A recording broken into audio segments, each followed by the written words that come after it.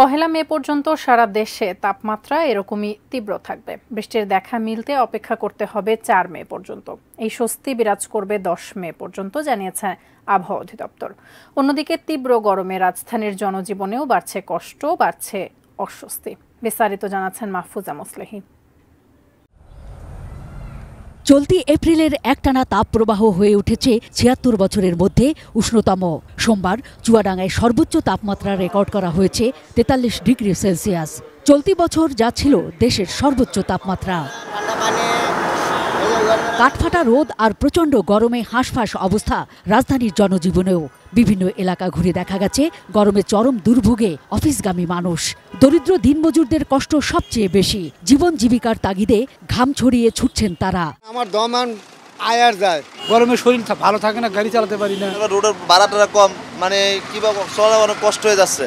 ভুক্তভোগীরা জানান, এই গরমে বাড়িতে শিশু ও বৃদ্ধরা আক্রান্ত হচ্ছেন শ্বাসকষ্ট, এমনকি হার্ট অ্যাটাকেও। খাওয়া দাওয়ার সমস্যা হইতেছে, ইউরিন ইনফেকশন।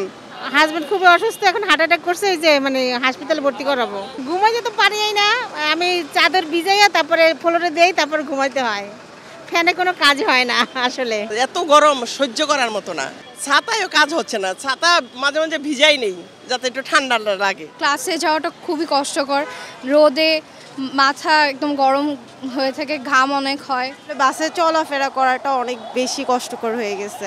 এত বেশি যানজটের মধ্যে ফ্যান নষ্ট হয়ে আছে, এর মধ্যে হচ্ছে গরম, মানে কোনোভাবে হচ্ছে আসলে সহ্য করার মতো না।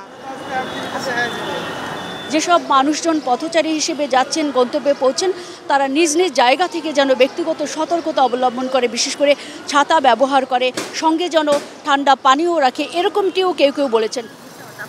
তবে তীব্র তাপদাহে জনদুর্ভোগ কমাতে স্বেচ্ছাসেবী সংগঠনগুলোর নানা তৎপরতাও চোখে পড়ে রাজধানীর কোনো কোনো এলাকাতে। যাদের খারাপ লাগছে তারা চাইলে আমাদের কাছ থেকে পানি খেতে পারছে। শারীরিক অবস্থা আরও খারাপ হতে থাকে, সেক্ষেত্রে হচ্ছে গিয়ে আমরা তাদেরকে হসপিটালাইজ করে দিচ্ছি এবং হাসপাতালে পাঠিয়ে দিচ্ছি।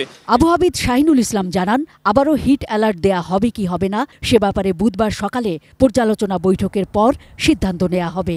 তবে ৫ থেকে আগামী ১০ মে পর্যন্ত সারা দেশে তাপমাত্রা সহনীয় থাকবে বলেও জানান এই আবহাওয়াবিদ। ৪ তারিখ এবং ৫ তারিখ সারা দেশব্যাপী একটা বৃষ্টির সম্ভাবনা আছে এবং এটা বিশাল আকার। যদি সেটা হয় তাহলে সারা দেশে তাপমাত্রা একযোগে কমে আসতে পারে, হয়তো বা সারা দেশ থেকে তাপপ্রবাহ চলে যেতে পারে। প্রায় প্রতিদিনই যদি আমরা ৬-৭ তারিখ বা ৮ তারিখ ৯ তারিখে আমরা সামান্য বৃষ্টি পাই, সারা দেশ মোটামুটি একটা সহনশীল তাপমাত্রা একটা বিরাজ করতে পারে। Mahfuza Moslehi, ATN news, Dhaka.